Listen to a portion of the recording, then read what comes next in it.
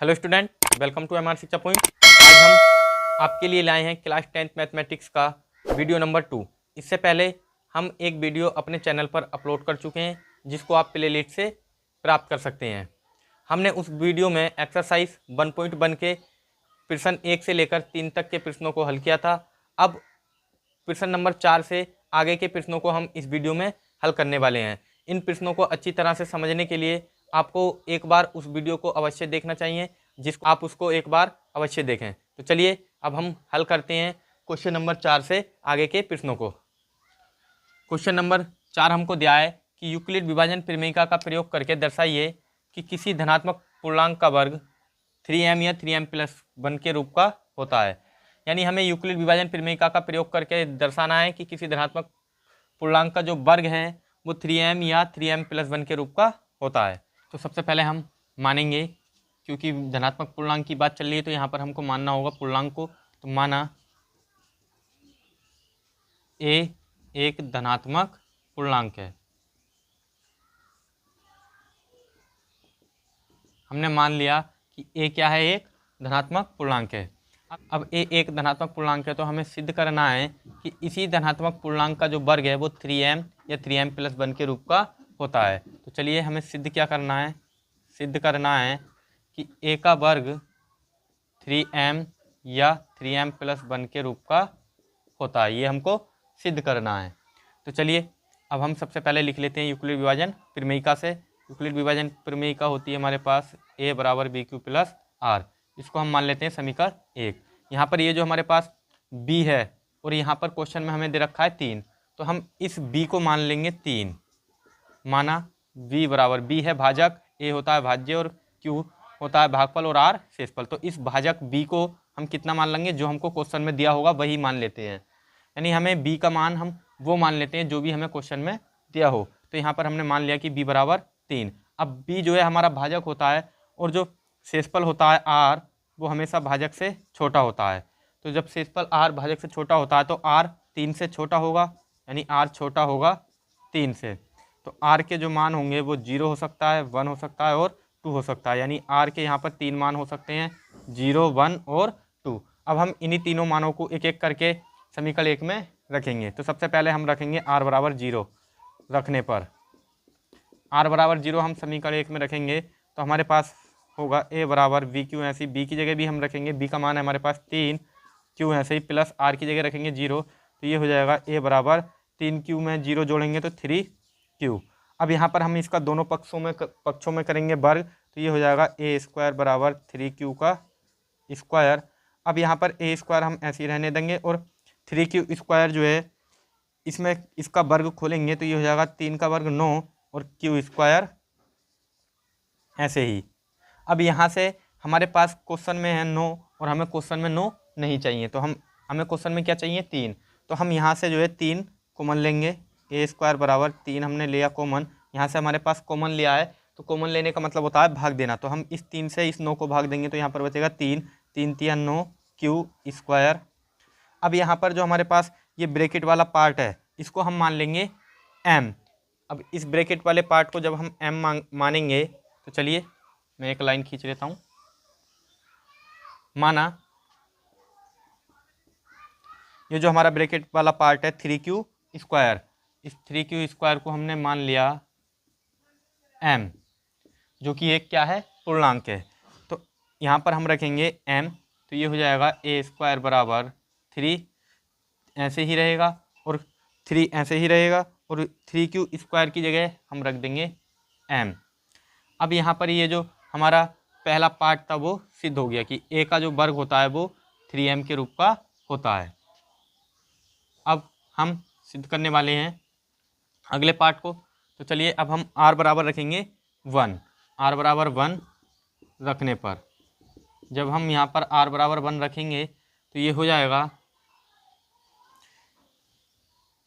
a बराबर BQ plus R। ये हमारा इक्वेशन फर्स्ट है। यहाँ पर a ऐसे ही, v का मान रखेंगे 3 इंटू q ऐसे ही प्लस r का मान हमारे पास कितना रखना है, अब हमें रखना है r का मान 1, तो यहाँ रखेंगे 1 और इसका हम करेंगे दोनों पक्षों में वर्ग, तो ये होगा a² बराबर 3q प्लस 1 का स्क्वायर। अब यहाँ पर ये एक फॉर्मूला यानी एक सूत्र बन गया है ए प्लस बी का होल स्क्वायर। इसका फॉर्मूला होता है ए प्लस बी का होल स्क्वायर बराबर होता है A square plus B square plus 2ab। अगर आपसे ये फॉर्मूले नहीं आते हैं तो आप इन फॉर्मूले को याद कर लीजिए, और आप अगर चाहते हैं कि मैं इन फॉर्मूलों पर एक वीडियो बनाऊं तो आप मुझको कमेंट बॉक्स में बता देंगे। तो चलिए अब यहाँ पर जो है ए स्क्वायर हमारे पास ऐसे ही रहेगा। अब हम इस सूत्र के अकॉर्डिंग इसको खोलेंगे तो ये ए स्क्वायर मतलब 3q का स्क्वायर प्लस बी स्क्वायर, यानी बी की जगह यहाँ पर 1 है तो 1 का स्क्वायर प्लस 2ab। 2 इंटू ए की जगह हमारे पास है 3q इंटू बी की जगह 1, तो यहाँ पर ए स्क्वायर ऐसे ही बराबर 3 का वर्ग हो जाएगा 9q स्क्वायर प्लस 1 का वर्ग 1 प्लस 2 तिया 6q। अब यहाँ से हम फिर से जो है हमें क्वेश्चन में 9 और 6 नहीं चाहिए, तो यहाँ से हम फिर से इन दो में से क्या लेंगे, 3 कॉमन लेंगे। तो ए स्क्वायर बराबर 3 कॉमन लेंगे तो यहाँ से बचेगा हमारे पास 3 तिया 9 3q स्क्वायर प्लस यहाँ से हमारे पास बचेगा 3 दूनी 6 2q, और ये जो प्लस का बने इसको हम ऐसे ही बाहर लिख देंगे। तो हमारे पास ये जो हमारा ब्रैकेट वाला पार्ट है इसको हम फिर से जो है m मान लेंगे, जैसे कि अभी हमने यहाँ पर ब्रैकेट वाले पार्ट को m माना था, ये m माना था, ऐसे ही हम इस पूरे ब्रैकेट वाले पार्ट को फिर से n मान लेंगे। तो ये होगा 3q स्क्वायर प्लस 2q बराबर m, ये हमने माना है, ये भी यहाँ पर हमने माना था। तो चलिए अब हम इस ब्रैकेट वाले पार्ट की जगह m को रख देते हैं, तो यहाँ पर होगा ए स्क्वायर बराबर 3 और इस ब्रैकेट वाले पार्ट की जगह रखेंगे m प्लस का 1। तो हमने दूसरा जो पार्ट है वो भी सिद्ध कर दिया कि किसी भी पूर्णांक का वर्ग, किसी भी धनात्मक पूर्णांक का वर्ग ए स्क्वायर जो है वो 3m प्लस 1 के रूप का, या फिर पहला पार्ट हमने सिद्ध कर दिया ए स्क्वायर बराबर 3m के रूप का होता है। तो हम कह सकते हैं कि किसी भी धनात्मक पूर्णांक का जो वर्ग होता है वो 3m या 3m प्लस 1 के रूप का होता है। तो चलिए अब हमने क्वेश्चन नंबर 4 को जो है बहुत ही अच्छी तरीके से हल कर लिया है। अब हम देखने वाले हैं क्वेश्चन नंबर 5 को, आप इसको नोट कर लीजिए।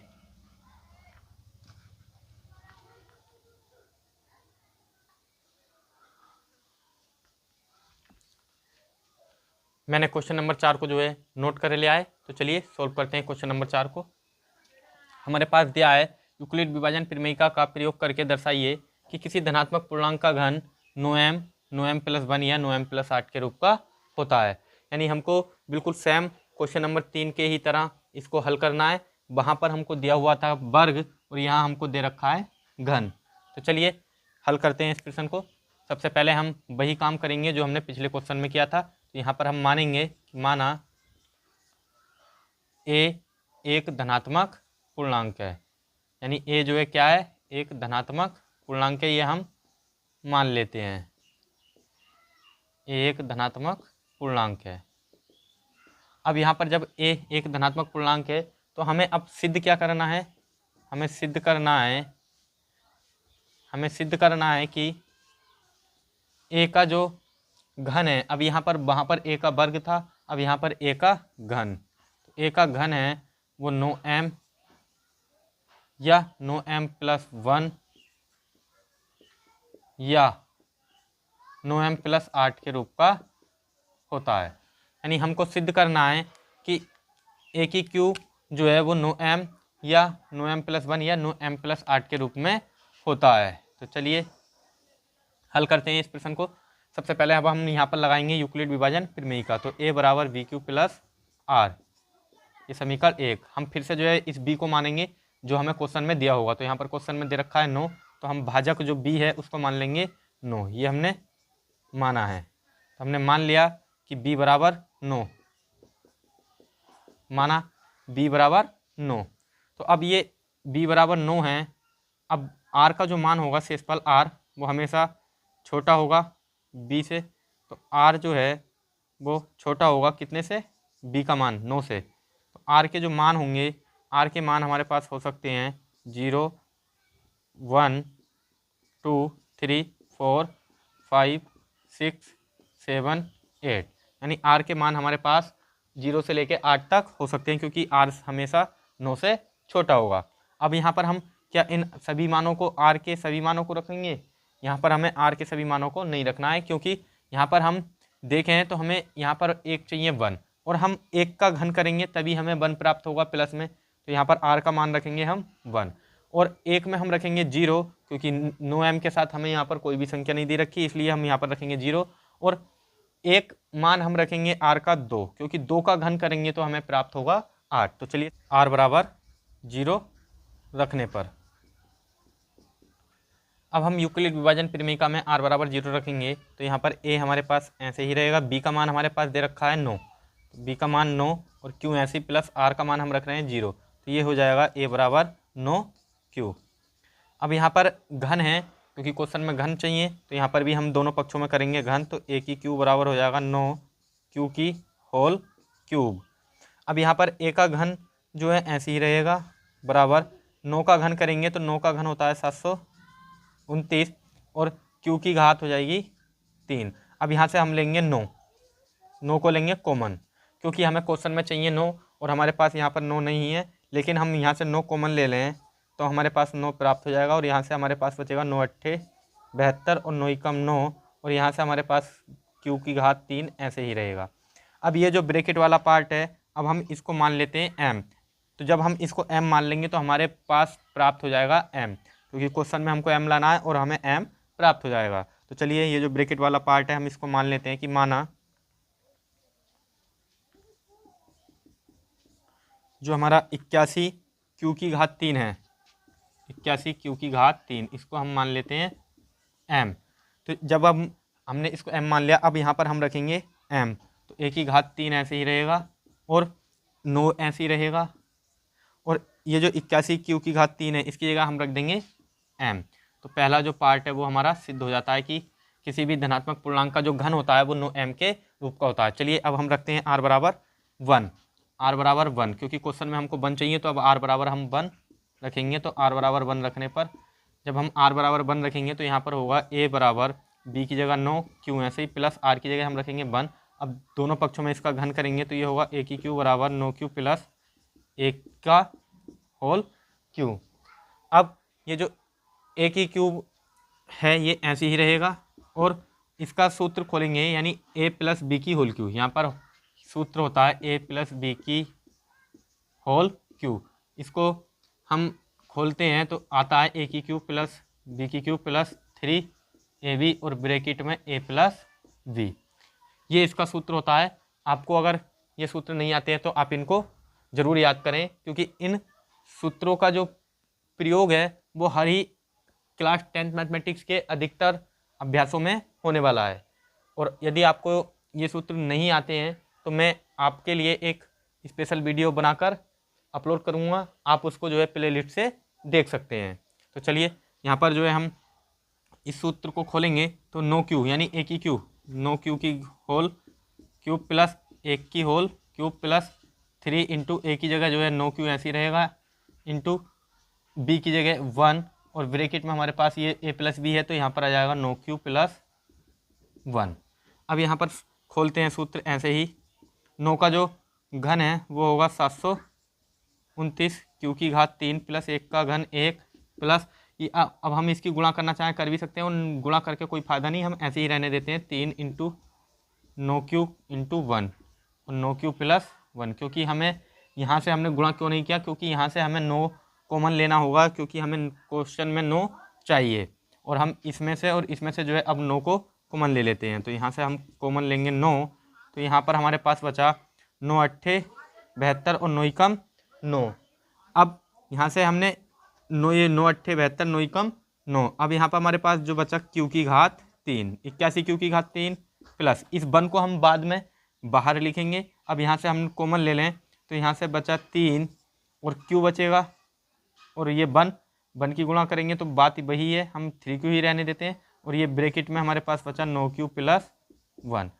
अब ये जो 1 था हमारे पास इसको हम ऐसे ही बाहर लिख देंगे। तो यहाँ से जो ब्रैकेट वाला पार्ट है इसको हम फिर से मान लेंगे m, तो 81 q की घात 3 प्लस 3q और 9q प्लस 1 इसको हमने मान लिया m, ये हमने माना है। तो ये जो ब्रैकेट वाला पार्ट है इसकी जगह हम रख देंगे पूरे ब्रैकेट के, बड़ा ब्रैकेट जो है इस पूरे बड़े ब्रैकेट की जगह हम क्या रख देंगे m, तो रख देते हैं। चलिए ए की क्यू ऐसे ही और 9 ऐसे ही। इस बड़े ब्रैकेट की जगह रखेंगे m प्लस 1 जो है हमारा ऐसे ही आ जाएगा। तो हमने दूसरा जो पार्ट था वो भी सिद्ध कर दिया कि किसी भी धनात्मक पूर्णांक का जो घन होता है वो 9m प्लस 1 के रूप का भी होता है। अब हमारे पास 2 पार्ट सिद्ध हो गए। अब हमारे पास तीसरा पार्ट बचा है 9m प्लस 8। और 8 हमको कब प्राप्त होगा? जब हम r का मान रखेंगे 2 और 2 का घन करेंगे तभी तो हमको 8 प्राप्त होगा। तो इसलिए हम r बराबर रखेंगे 2। r बराबर 2 रखने पर यूक्लिड विभाजन परिमेयिका में जब हम r बराबर 2 रखेंगे तो हमारे पास a ऐसे ही रहेगा, b का मान हमारे पास है 9 और q ऐसे ही, प्लस r का मान अब हम कितना रखने हैं? 2। अब ये हमारे पास यूक्लिड विभाजन परिमेयिका से जो है ये प्राप्त हो गया। अब हम इसका करेंगे दोनों पक्षों में घन। तो चलिए मैं इसको जो है साफ कर देता हूँ। तो चलिए अब हम इसका दोनों पक्षों में घन करेंगे। तो जब हम इसका घन करेंगे तो ये हो जाएगा a की घात 3 और 9q प्लस 2 की घात 3, 9q प्लस 2 की घात 3। अभी मैंने ये सूत्र आपको खोलकर जो है दिखाया था, लिखकर भी बताया था। अब मैं इसको जो है डायरेक्ट ही खोलने वाला हूँ। यहाँ पर a की घात 3 ऐसे ही, 9 का घन होगा 729 और q की घात 3 प्लस 2 का घन होगा 8 प्लस 3ab, 3 इंटू a की जगह हमारे पास क्या है? 9q इंटू 9q इंटू 2 ऐसे ही, और ब्रैकेट में हमारे पास आएगा 9q प्लस 2, 9q प्लस 2। अब ये जो हमारे पास यहाँ पर संख्या है 9 729 q की घात 3 और ये जो दो संख्या हैं इन दोनों में से हम 9 को कॉमन लेंगे। तो यहाँ से a की q ऐसे ही रहेगा बराबर, यहाँ से हम 9 कॉमन ले लेते हैं तो 9 कॉमन लेंगे तो यहाँ बड़ा ब्रैकेट हम लगा लेते हैं। और यहाँ पर हमारे पास जो है बचेगा 9 8 72, यहाँ पे बचेगा 8, 9 एकम 9 और q की घात 3 प्लस ये 8 हम बाद में बाहर लिखेंगे। तो ये यहाँ से 9 कॉमन ले लिया तो यहाँ से बचा 3 इंटू 2, यहाँ से 3 बचा, 2 बचा और q बचा, यानी 3 दूनी 6q बचा। और यहाँ से बचा हमारे पास ब्रैकेट में 9q प्लस 2 और यहाँ पर हम लगा देते हैं मजला बड़ा ब्रैकेट। और यहाँ पे ये जो 8 है इसको हम लिख देते हैं बाहर ऐसे ही। तो अब ये जो हमारे पास ब्रैकेट वाला पार्ट है इसको मान लेते हैं m। तो हम लिखेंगे कि माना ये जो 81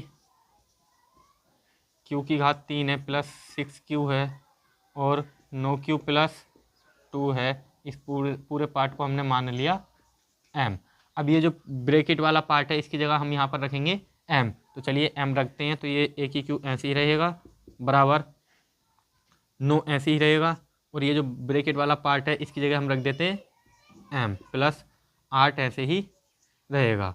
तो यहाँ पर ये जो मान है हमारा ये सिद्ध हो चुका है कि किसी भी धनात्मक पूर्णांक का जो घन होता है वो 9m या 9m प्लस 1 या 9m प्लस 8 के रूप का होता है। तो मैं आशा करता हूँ ये क्वेश्चन आपको जो है समझ में आ चुका होगा। तो चलिए फिर भी मैं आपको जो है इसका एक क्विक रिवाइज करा देता हूँ। यहाँ पर जो है हमने सबसे पहले क्या करा, r बराबर जो है हमने 0 रखा। तो 0 जब रखेंगे और उसका घन किया और घन करने के बाद में यहाँ से हमने 9 कॉमन लिया तो ये जो ब्रैकेट वाला पार्ट है इसकी जगह हमने m माना तो हमारे पास a की q बराबर 9m आ गया। ठीक उसी प्रकार हमने यहाँ पर r बराबर 1 रखा क्योंकि यहाँ पर क्वेश्चन में हमें चाहिए था 1। अब जब हम 1 रखा तो हमने फिर से जो है इसका घन करा और घन करा जो हमने यहाँ से सूत्र खोला और सूत्र खोलने के बाद इसमें से और यहाँ से हमने 9 कॉमन लिया और ये जो हमारा ब्रैकेट वाला पार्ट बचा इसको हमने m माना। ठीक उसी प्रकार से हमने यहाँ पर भी जो है घन खोला और ये जो ब्रैकेट वाला पार्ट था इसकी जगह m रखा और इस प्रकार हमें जो है ये तीनों मान जो है सिद्ध हो गए। यहाँ पर a का घन जो है वो 9m या 9m प्लस 1 या 9m प्लस 8 के रूप का होता है। तो चलिए अब हम देखते हैं क्वेश्चन नंबर 6 को। ये जो क्वेश्चन है ये क्वेश्चन नंबर 5 है। अब हम आगे क्वेश्चन नंबर 6 को हल करेंगे। यहाँ पर जो ये मिस्टेक हो गई है, यहाँ पर गलती से जो ये 4 बन गया है। तो यहाँ पर जो क्वेश्चन नंबर 5 था, अब हम क्वेश्चन नंबर 6 को सॉल्व करने वाले हैं। तो आप इसको नोट कर लीजिए। ये क्वेश्चन नंबर 6 को जो है हमने नोट कर लिया है। अब हम इसको सॉल्व करने वाले हैं। हमारे पास क्वेश्चन है, एक मिठाई विक्रेता के पास 420 काजू की बर्फियाँ 130 बादाम की बर्फियाँ हैं। वह इनकी ऐसी ढेरियाँ बनाना चाहती है कि प्रत्येक ढेरी में बर्फियों की संख्या समान रहे तथा ये ढेरियाँ बर्फ़ी की परात में न्यूनतम स्थान घेरें। इस काम के लिए बर्फ़ी की परात में प्रत्येक ढेरी में कितनी बर्फियाँ रखी जानी चाहिए। यानी हमारे पास जो है 420 काजू की बर्फियाँ हैं और 130 बादाम की बर्फियाँ हैं और जो मिठाई विक्रेता है वो इन बर्फियों की ढेरियाँ बनाना चाहती है, और वो ऐसी ढेरियाँ बनाना चाहती है कि प्रत्येक ढेरी में जो बर्फियों की संख्या है वो समान रहे और ये परात में जो है न्यूनतम स्थान घेरें। तो इस काम के लिए परात में प्रत्येक ढेरी में कितनी बर्फियाँ रखी जानी चाहिए, हमें बर्फियों की संख्या बतानी है। तो बर्फियों की संख्या हमें ज्ञात करने के लिए हमें 420 और 130 का HCF निकालना होगा। तो चलिए हम HCF निकालते हैं 420 और 130 का, यानी बर्फियों की जो संख्या होगी, बर्फियों की संख्या वो होगी HCF 420 और 130, यानी 420 और 130 का हम HCF अगर निकाल दें तो हमारे पास जो बर्फियों की संख्या होगी वो ज्ञात हो जाएगी। तो चलिए HCF निकालते हैं। HCF जो है हमने यूक्लिड विभाजन प्रमेय से जो है पिछले वीडियो में निकालना सीखा था, तो उसी विधि से जो है हम यहाँ पर HCF निकालेंगे। तो यहाँ पर उस विधि के अकॉर्डिंग हम देखें तो यहाँ पर सबसे पहले हमें देखना होता है कि कौन सी संख्या छोटी है और कौन सी संख्या बड़ी है। तो यहाँ पर 420 जो है बड़ा है 130 से, तो जो भी छोटी संख्या होती है उसी छोटी संख्या से हम भाग दे देते हैं बड़ी संख्या को। तो यहाँ पर 130 से जो है भाग देंगे 420 को। तो यहाँ पर ये जो 130 है और ये 420 है, तो ये अगर हम 4 बार करेंगे तो ज़्यादा हो जाएगा, 13 चौका 52, 500 के आसपास हो जाएगा 520, और यहाँ पर ये है 420, तो हम यहाँ पर भाग देंगे 3 बार, 13 तिया 39, यहाँ पर ये हो जाएगा 390। अब यहाँ पर हम इसको घटाएंगे तो 0 में से 0 जाएगा 0, और यहाँ इधर को हम 1 लेंगे तो यहाँ हो जाएगा 12, 12 में से 9 गया तो यहाँ पर बचेगा हमारे पास 3, और यहाँ 3 बचा और 3 में से 3 गया तो 0। अब ये जो 30 है ये हमारे पास आया है शेषफल। अब पहले हम इसका जो है यूक्लिड विभाजन प्रमेयिका के फॉर्म में लिख देते हैं। यूक्लिड विभाजन प्रमेयिका क्या होती है, A बराबर BQ प्लस R। इसी के फॉर्म में यहाँ पर जो हमारा भाज्य है A होता है भाज्य, तो भाज्य क्या है 420, B होता है भाजक, और भाजक हमारे पास कितना था 130, और भागफल हमारे पास कितना है 3, भागफल होता है Q, और Q का मान है हमारे पास यहाँ पर 3, और जो हमारे पास शेषफल बचा है वो है 30। ये हमारा स्टेप पहला हो गया। अब हमारे पास जो शेषफल बचता है उसी शेषफल से हम पिछले भाजक को भाग दे देते हैं। तो यहाँ पर शेषफल बचा है 30, अब इस 30 से हम 130 को भाग देंगे। 30 से जब हम 130 को भाग देंगे तो ये जाएगा 4 बार, 30 चौक 120, और यहाँ पर ये बचा हमारे पास शेषफल 10। अब हम इसको भी यूक्लिड विभाजन प्रमेयिका के फॉर्म में लिख देते हैं। तो यहाँ पर भाज्य है हमारे पास 130 बराबर भाजक है हमारे पास 30 गुणा भागफल हमारे पास आया 4 और शेषफल हमारे पास है 10। अब ये जो हमारे पास शेषफल बचा है, अब हम इस 10 से फिर से 30 को भाग देंगे, क्योंकि जो शेषफल बचता रहेगा हम पिछले भाजक को भाग देते रहेंगे। तो यहाँ पे हमारे पास जो है भाजक था पिछला वो 30 था, और शेषफल हमारे पास यहाँ पर कितना है 10। तो 10 से हम 30 को भाग देंगे तो ये होगा 10 तिया 30, तो हमारे पास यहाँ पर शेषफल बचा 0। अब हम इसको भी यूक्लिड विभाजन प्रमेयिका के फॉर्म में लिखते हैं। तो यहाँ पर होगा 30 बराबर 10 गुणा 3 प्लस शेषफल बचा है हमारे पास 0। अब यहाँ पर जो हमारे पास अंतिम भाजक है वो है 10, और जो भी अंतिम भाजक होता है वही हमारा HCF होता है, या फिर हम कह सकते हैं जब जिस भी कंडीशन में हमारे पास शेषफल 0 आ जाए वही हमारा HCF होता है। तो यहाँ पर HCF जो है अतः HCF जो है वो हमारा कितना है, HCF 420 और 130 कितना आया, वो आया है हमारे पास 10, और जो कि प्रत्येक ढेरी में बर्फी की संख्या को बताता है। तो ढेरी में बर्फी की संख्या कितनी होगी, वो होगी 10। चलिए हमने एक्सरसाइज 1.1 को पूरी तरह से जो है कंप्लीट कर लिया है। अब हम आपके लिए लेकर आएंगे नेक्स्ट वीडियो में एक्सरसाइज 1.2 के क्वेश्चनों को। और यदि आपको इन 2 वीडियो में एक्सरसाइज 1.1 के हमने 2 वीडियो बनाए हैं, और इन 2 वीडियो में आपको यदि कोई कमी दिखाई दी हो तो मुझे कमेंट बॉक्स में अवश्य बताएं, मैं उन कमियों को सुधारने की कोशिश करूँगा। Thanks for watching.